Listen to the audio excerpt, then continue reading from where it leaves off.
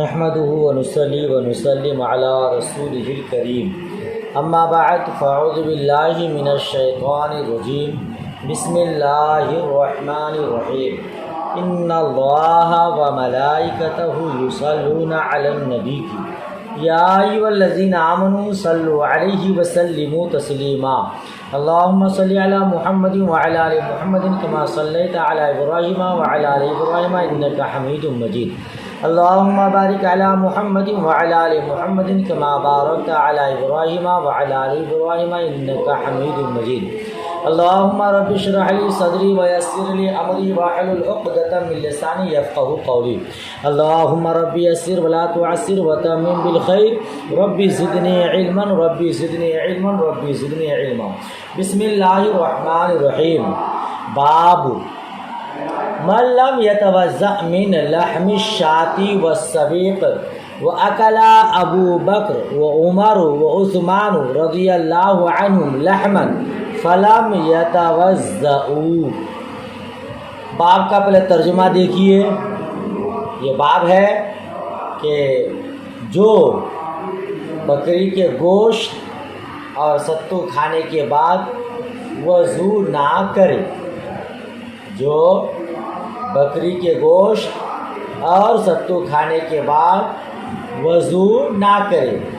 حضرت ابو بکر اور حضرت عمر اور حضرت عثمان رضی اللہ تعالی عنہم نے گوشت کھایا اور وضو نہیں کیا۔ اس باب مما مست النار کہ جو آگ سے پکی ہوئی چیز کے کھانے کے بعد وضو ہے کہ نہیں، آپ جماعت ثالثہ میں موطا امام محمد شریف میں اس بارے میں تفصیل کے ساتھ پڑھ چکے ہیں کہ آگ سے پکی ہوئی چیز کے کھانے کے بعد وضو ہے یا نہیں۔ اس بارے میں دو طرح کی احادیث مروی ہیں، وارد ہیں۔ بعض احادیث میں یہ ملتا ہے کہ آگ سے پکی ہوئی چیز کے کھانے کے بعد حضور نے وضو کیا ہے، اور اس کے خلاف کچھ احادیث میں یہ بھی ملتا ہے کہ آگ سے پکی ہوئی چیز کے کھانے کے بعد وضو نہیں ہے۔ چونکہ اس بارے میں احادیث دو طرح کی وارد ہیں، تعارض والی احادیث مروی ہیں، اسی لیے امام بخاری علیہ رحمہ نے باب باندھا ہے کہ اس بارے میں احادیث کیا ہے اور مسئلہ کیا ہے، آگ سے پکی ہوئی چیز کے کھانے کے بعد وضو ہے یا نہیں۔ تو امام بخاری نے باب ہی باندھ دیا۔ کچھ لوگ آگ سے پکی ہوئی چیز کے کھانے کے بعد، گوشت کھانے کے بعد، ستو کھانے کے بعد وضو نہیں کرتے ہیں۔ بعض صحابہ اور تابعین کا یہی مذہب تھا، بلکہ بعض اس پر بہت شدت برتتے تھے۔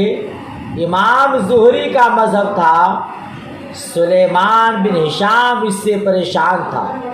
اس نے قتادہ سے شکایت کی کہ ہم جب بھی کچھ کھاتے ہیں تو زہری ہمیں وضو کرائے بغیر نہیں چھوڑتے۔ تو ان صحابہ کرام و تابعین کا مذہب یہ تھا کہ آگ سے پکی ہوئی چیز کے کھانے کے بعد وضو ہے، ٹھیک ہے نا۔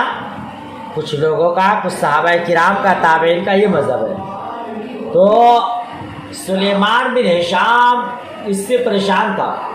امام زہری ہمیشہ وضو کراتے تھے جب بھی کوئی چیز کھاتے تھے۔ سلیمان بن ہشام فرماتے ہیں میں نے اسے بتایا کہ سعید بن مسیب نے اس بارے میں فرمایا ہے کہ غذا جب کھاؤ تو پاک صاف ہے، اس میں وضو نہیں، البتہ جب غذا نکلتی ہے تو گندگی ہے، اس پر وضو ہے۔ سلیمان نے کہا تم دونوں نے اختلاف کر لیا، کیا شہر میں کوئی اور ہے؟ قتادہ نے کہا ہاں، عطا ہیں۔ سلیمان نے حضرت عطا کو بلوایا اور ان سے پوچھا تو حضرت عطا نے یہ حدیث بیان کی جو طحاوی شریف جلد اول میں ہے کہ مجھ سے جابر بن عبداللہ نے حدیث بیان کی، ہم نے حضرت ابوبکر صدیق رضی اللہ تعالیٰ عنہ کے ساتھ گوشت روٹی کھایا اور بغیر وضو کے نماز پڑھی۔ تو بہت سارے صحابہ کرام سے یہ مروی کہ آگ سے پکی ہوئی چیز کے کھانے کے بعد وضو نہیں ہے، اور کچھ صحابہ کرام تابعین کا مذہب یہ ہے کہ آگ سے پکی ہوئی چیز کے کھانے کے بعد وضو ہے۔ ابھی آپ اس باب کے تحت احادیث پڑھیں گے۔ خلفائے ثلاثہ نے گوشت کھایا اور وضو نہیں کیا، نماز پڑھی۔ تو خلفائے ثلاثہ ان کے نزدیک بھی یہی ہے کہ آگ سے پکی ہوئی چیز کے کھانے کے بعد وضو نہیں ہے۔ اس روایت میں یہ ہے، ورنہ خلفائے راشدین اور مولا کائنات کا بھی یہی موقف اور مذہب ہے کہ آگ سے پکی ہوئی چیز کے کھانے کے بعد وضو نہیں ہے۔ اب آپ کو میں ایک جواب بتا دوں آگے بڑھنے سے پہلے، جن روایات میں یہ ہمیں ملے کہ گوشت کھانے کے بعد یا ستو کھانے کے بعد آگ سے پکی ہوئی چیز کے کھانے کے بعد وضو کیا، وہاں وضو سے مراد وضو لغوی ہے۔ لغت میں ہاتھ دھونے کو بھی وضو کہتے ہیں، کلی کرنے کو بھی وضو کہتے ہیں۔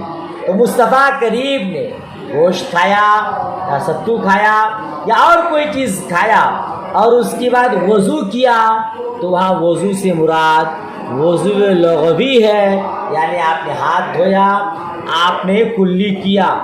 حدیث شریف میں وضو کا معنی کلی کرنا، ہاتھ دھونا آیا ہے۔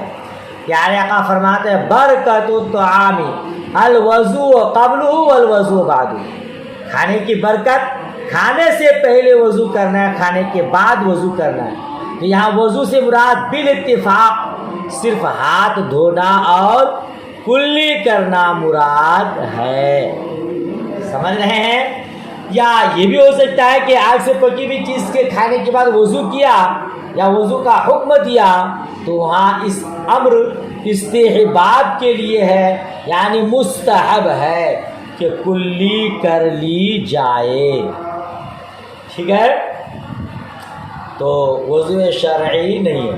امام بخاری کا مقصود یہ ہے کہ ان حضرات نے گوشت کھا کر وضو کیے بغیر نماز پڑھی، صحابہ میں کسی نے ٹوکا نہیں۔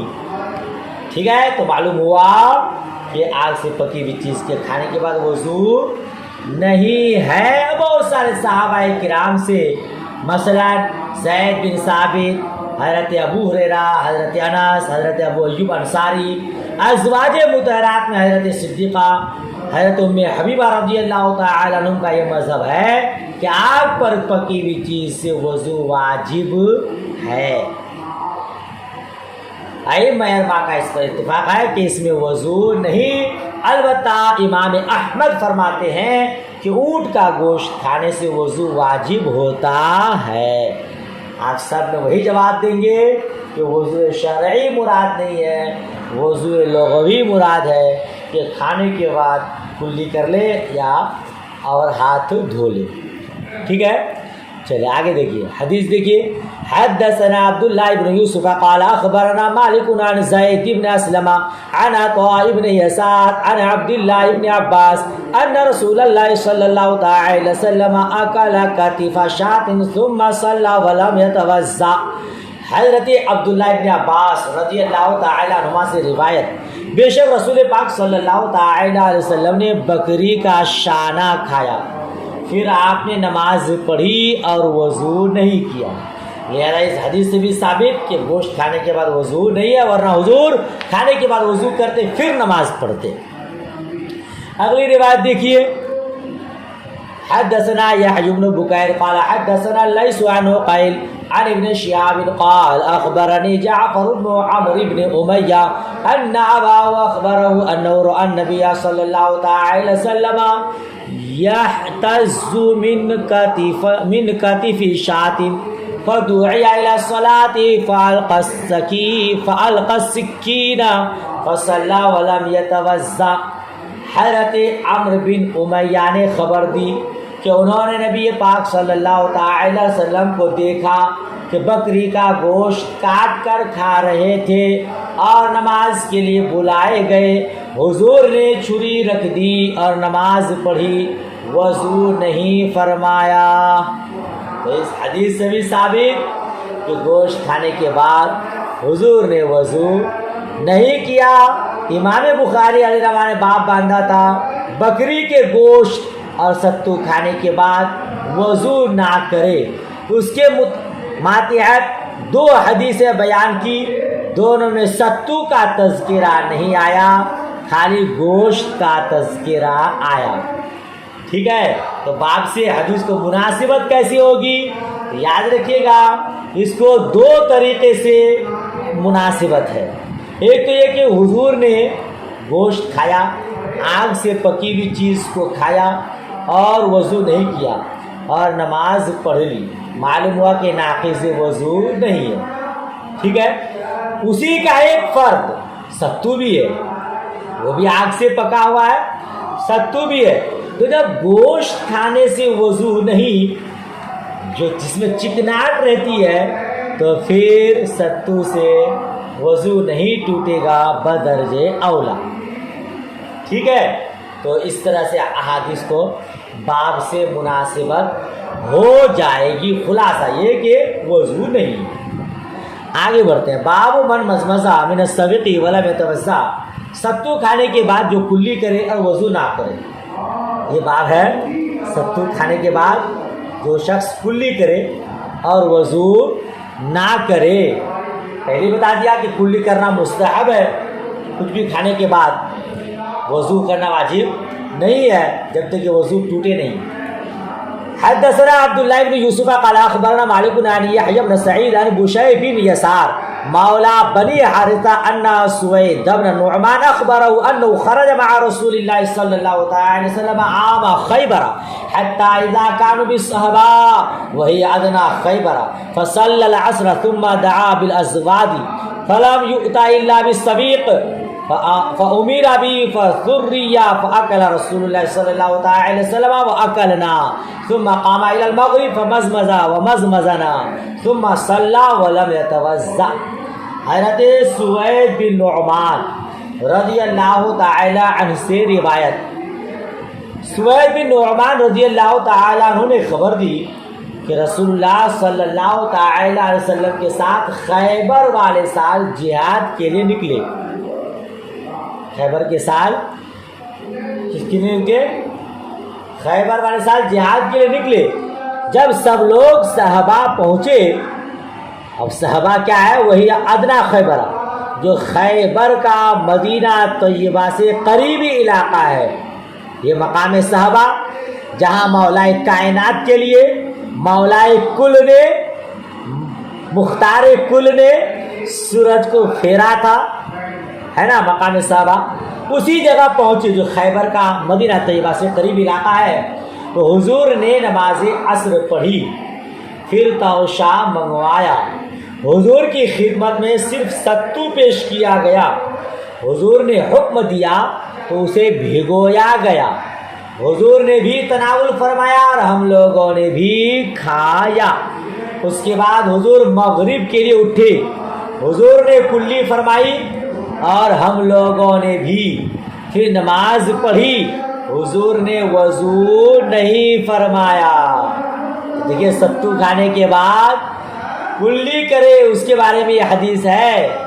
حضور نے ستو کھایا، مغرب کی نماز پڑھی تو کیا کیا؟ کلی کیا. صحابہ کرام فرماتے ہیں ساتھ میں ہم لوگوں نے بھی کلی کا نماز پڑھی، وضو نہیں کیا. معلوم ہوا ستو کھانے کے بعد مما مست النار، جس کو آگ نے چھوا اس کے کھانے کے بعد وضو نہیں ہے. آگے بڑھ دیں. حدثنا اسبغ قال اخبرنا ابن وهب قال اخبرني عمرو عن بكير عن قريب عن ميمونة ان النبي صلی اللہ علیہ وسلم اکل عندها کتیفا ثم صلى ولم يتوضا. حضرت قریب سے وہ روایت کرتے ہیں نبی کریم صلی اللہ تعالی علیہ وسلم کی زوجہ محترمہ حضرت میمونہ رضی اللہ تعالی عنہا سے کہ نبی کریم صلی اللہ تعالی علیہ وسلم نے ان کے یہاں بکری کا شانہ کھایا، پھر حضور نے نماز پڑھی اور وضو نہیں کیا. اس سے بھی ثابت کہ وضو نہیں ہے. ان تمام احادیث سے یہ سمجھ میں آ رہا ہے کہ امام بخاری علیہ رحمہ کا بھی یہی مذہب اور موقف ہے کہ آگ سے پکی ہوئی چیز کے کھانے کے بعد وضو نہیں ہے. ٹھیک ہے نا. پہلے امام بخاری علیہ رحمہ نے باب باندھا تھا بکری کے گوشت اور ستو کھانے کے بعد وضو نہ کرے، اور اب دوسرا باب باندھا کہ ستو کھانے کے بعد جو کلی کرے. کیا مطلب؟ امام بخاری علیہ رحمہ کا مقصد یہ ہے کہ گوشت یا ستو کھانے سے وضو نہیں ہے نا، اور ستو کھانے کے بعد کلی کرے. اس سے یہ فائدہ سمجھ میں آ رہا ہے کہ ستو میں چکناہٹ نہیں ہوتی ہے. جب اس کے کھانے کے بعد کلی ہے تو گوشت وغیرہ کھانے کے بعد خصوصاً جس میں چکنائی ہوتی ہے اس کے کھانے کے بعد کلی کرنا بدرجہ اولا مستحب ہے، افضل ہے. لہذا کسی بھی چیز کے کھانے کے بعد کلی کر کے نماز پڑھنا مستحب ہے، بہتر ہے. ٹھیک ہے. آگے والا باب دیکھیے. باب هل یمزمز من اللبن، کیا دودھ پینے کے بعد کلی کی جائے گی؟ دودھ کے بعد کلی کی جائے گی، یعنی دودھ پینے کے بعد کلی کرنا ضروری ہے. تو میں نے پہلے بتا دیا کچھ بھی کھانے پینے کے بعد کلی کرنا ضروری نہیں ہے لیکن مستحب ہے، اور وضو تو خیر ٹوٹے گا نہیں. ہم ائمہ اربعہ کا یہی مسلک ہے، احناف کا یہی مسلک ہے. حدیث دیکھیے. عن ابن عباس ان رسول اللہ صلی اللہ تعالی وسلم شرب لبنا فمزمز وقال ان له دسما. تابع یونس و سالم بن کیسان عن الزہری. حضرت عبداللہ ابن عباس رضی اللہ تعالی عنہما سے روایت، رسول پاک صلی اللہ تعالی علیہ وسلم نے دودھ پیا، پھر آپ نے کلی فرمایا، پھر ارشاد فرمایا بے شک اس کے لیے چکناہٹ ہے، اس میں چکناہٹ ہے. اس کی اتباع حضرت یونس نے کی، سالم بن کیسان نے حضرت زہری کے حوالے سے. معلوم کیا ہوا کہ دودھ پینے سے وضو نہیں ٹوٹے گا. ہاں دودھ میں چونکہ چکناہٹ ہے اور اس چکناہٹ کی وجہ سے حضور نے کلی فرمایا ہے، لہذا جس بھی چیز میں چکناہٹ ہو، چربی ہو، اس کے کھانے پینے کے بعد کلی کرنا مستحب ہے، بہتر ہے، حضور کی سنت ہے. ٹھیک ہے نا. اگلا باب دیکھیے. باب الوضوء من النوم ومن لم یرى من النعسة والنعستين والخفقة وضوءا. وضوءا کیا معنی؟ دیکھیے اس باب کا دو جز ہے. نیند سے ایک نیند سے وضو ہے، الوضوء من النوم، نیند سے وضو ہے. اور دوسرا حصہ ہے جس نے ایک دو بار اونگنے اور ایک جھونکے سے وضو واجب نہیں جانا. کیا ترجمہ کریں گے؟ جس نے ایک دو بار اونگنے اور ایک جھونکے سے وضو واجب نہیں جانا. یہ باب ہے، یعنی نیند سے وضو ہے. اور دوسرا حصہ ہے کہ اگر نیند کا غلبہ ہو، ایک دو جھونکا لے لے، ہلکا سا سو جائے تو اس کے بعد وضو نہیں ہے. اس کے بارے میں باب ہے. احادیث دیکھیے پھر آپ کو وضاحت بتاتا ہوں. ہاں پہلے حدیث روایت عن عائشہ ان رسول اللہ صلی اللہ تعالی وسلم قال اذا نعس احدكم ويصلي فليرقد حتى يذهب عنه النوم فان احدكم اذا صلى وهو ناعس لا يدري لعله يستغفر فيسب نفسه.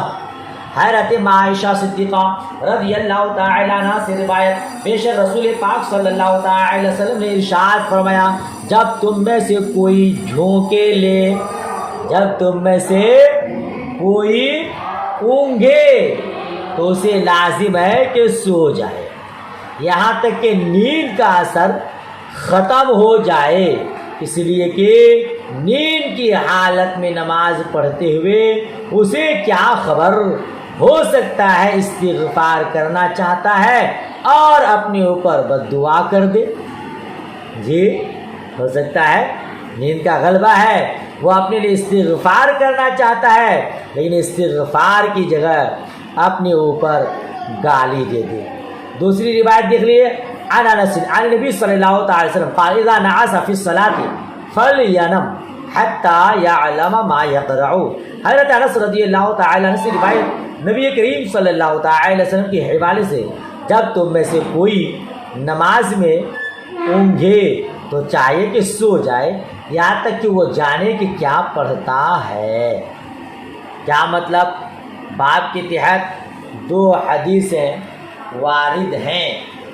پہلے جز کے مطابق کہ نیند سے وضو ہے، امام بخاری علیہ رحمہ نے کوئی حدیث بیان نہیں کیا، شاید ان کے یہاں نیند کا ناقض وضو ہونا ایسا مسلم الثبوت ہے کہ اس پر دلیل لانے کی ضرورت ہی نہیں، اور یہ بھی ہو سکتا ہے کہ ان کی شرط کے مطابق کوئی حدیث انہیں نہیں ملی ہے نا، ورنہ بہت سی متفق علیہ باتوں کا باب امام بخاری نے علیہ رحمہ نے باندھا ہے اور اس کے مطابق حدیث بھی لائے ہیں، جبکہ یہاں نیند کا مطلق ناقض وضو ہونا متفق علیہ بھی نہیں ہے، مختلف ہی ہے نا۔ تو امام بخاری علیہ رحمہ ان دونوں حدیثوں سے یہ ثابت کرنا چاہتے ہیں کہ ایک دو بار اونگ یا ایک جھونکے سے وضو نہیں ٹوٹتا ہے نا۔ دیکھیے آپ پہلے بھی جانتے ہیں، فقہ کی کتابوں میں پڑھ چکے ہیں، شرح وقایع وغیرہ میں، نفس نیند ناقض وضو نہیں ہے، نیند بذات خود ناقض وضو نہیں ہے، بلکہ نیند استرخائے مفاصل کا سبب ہے، جوڑے ڈھیلے پڑنے کا سبب ہے، اندیشہ ہے کہ ہوا خارج ہو جائے، اس کی وجہ سے اس کو نیند کو ناقض وضو قرار دیا ہے۔ اسی لیے تو اگر رکوع اور سجود والی نماز میں کوئی حالت قیام، حالت رکوع، حالت سجود میں سو جاتا ہے، قعدہ میں سو جاتا ہے، تو ناقض وضو نہیں ہے، وہ نیند ناقض وضو ہے جو استرخائے مفاصل کا سبب ہے۔ لہذا کوئی جھونکے لے، اونگھے تو اس سے وضو نہیں ٹوٹتا ہے، ہاں سو جانے کا سبب اور اس کی وجہ یہ بتایا کہ ہو سکتا ہے نیند کی حالت میں نماز پڑھے، وہ استغفار کرنا چاہے اور خود کو بد دعا دے دے۔ لہذا اگر نیند کا غلبہ ہے تو بہتر ہے کہ تھوڑی دیر پہلے سو جائے اور پھر اس کے بعد نماز پڑھے، تاکہ خشوع و خضوع کے ساتھ نماز ادا ہو۔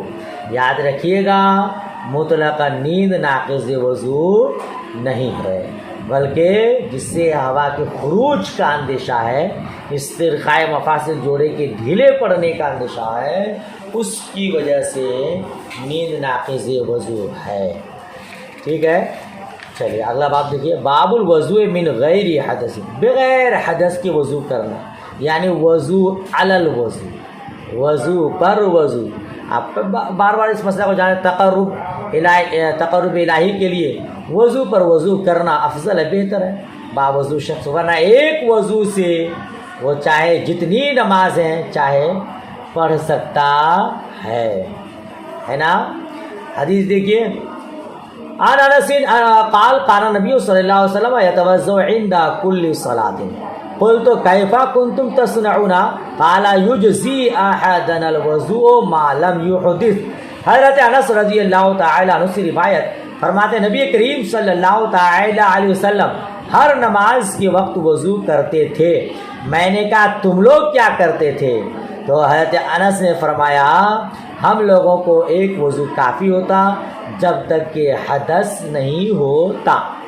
کیا مطلب؟ امام بخاری علیہ رحمہ کیا بتانا چاہتے ہیں اس سے؟ یاد رکھیے گا، کچھ اصحاب ظواہر اور شیعہ لوگ اس کے قائل ہیں کہ مقیم پر ہر نماز کے لیے وضو واجب ہے، البتہ مسافروں کو ایک وضو سے چند نمازیں پڑھنے کی اجازت ہے۔ اور انہوں نے دلیل کے طور پر حضور کی وہ حدیث بیان کی جو سلیمان بن بریدہ سے روایت ہے اپنے باپ کے حوالے سے، کہ نبی کریم صلی اللہ تعالی وسلم فتح مکہ کے دن مکے میں ایک ہی وضو سے 5 نمازیں پڑھی اور موضوع پر مسح فرمایا۔ حضرت عمر نے عرض کیا، یا رسول اللہ، آپ نے آج ایسا کیا ہے کہ اس سے پہلے ایسا نہیں کرتے تھے؟ حضور نے فرمایا، اے عمر، یہ میں نے جان بوجھ کر ایسا کیا ہے۔ یہ حدیث مسلم شریف جلد اول میں ہے طہارت کے بیان میں۔ تو بہت سے صحابہ کرام مثلا حضرت ابن عمر، حضرت ابن عباس، حضرت ابو موسیٰ اشعری، حضرت جابر بن عبداللہ رضی اللہ عنہ، بہت سے تابعین مثلا حضرت سعید بن مسیب، حضرت حسن بصری وغیرہ اس کے قائل ہیں مقیم ہو یا مسافر، سب پر ہر نماز کے لیے وضو واجب ہے، خواہ حدث ہو یا نہ ہو۔ اور ان لوگوں نے دلیل کے طور پر آیت وضو کو پیش کیا کہ رب فرماتا ہے اذا قمتم الى الصلاۃ فاغسلوا وجوہکم، جب نماز کے لیے کھڑے ہو تو اپنے چہروں کو دھو۔ اس میں یہ قید نہیں کہ جب تم محدث ہو لہذا وضو ہو چاہے نہ ہو، دونوں ہی صورت میں ہر نماز کے وقت وضو کرنی ہے۔ اور حضرت ابراہیم نخعی سے منقول ہے، ان کا یہ مذہب تھا کہ ایک وضو سے زیادہ 5 نمازیں پڑھ سکتے ہیں، اس سے زائد نہیں۔ اور ائمہ اربعہ وغیرہ جمہور علماء کا یہ مذہب ہے وضو صرف حدث سے واجب ہے، اور ایک وضو سے جتنی نمازیں چاہیں پڑھیں۔ ان کی دلیل یہی حدیث ہے، اس لیے کہ اگر ہر نماز کے لیے وضو فرض ہوتا تو حضرت انس اور صحابہ کرام بھی ہر نماز کے لیے ضرور وضو کرتے۔ اسی طرح مقیم اور مسافر کی تفریق ہوتی تو حضرت انس رضی اللہ عنہ اس کو ضرور بیان کرتے۔ لہذا چاہے مقیم ہو چاہے مسافر ہو، ہر نماز کے لیے وضو کرنا واجب نہیں ہے، ایک وضو سے وہ ایک نمازیں پڑھ سکتا ہے۔ ہاں وضو ٹوٹ جائے تو نماز کے لیے پھر سے وضو کرنا پڑے گا۔